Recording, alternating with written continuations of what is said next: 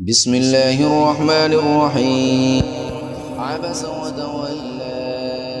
أن جاءه الأعمى وما يدريك لعله يزكى أو يذكر فتنفعه الذكرى أما من استغنى فأنت له تصدى وما عليك ألا يزكى وأما من جاءك يسعى وهو يخشى فأنت عنه تلهى كلا إنها تذكرة فمن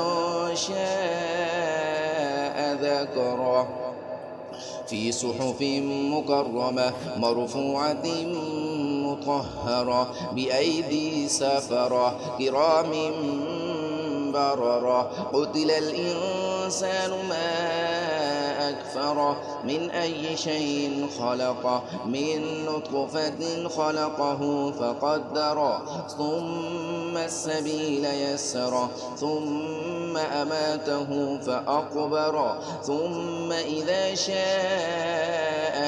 أنشره كلا لما يقض ما أمره فلينظر الإنسان إلى طعامه أنا صببنا الماء صبا ثم شققنا الأرض شقا فأنبتنا فيها حبا وعنبا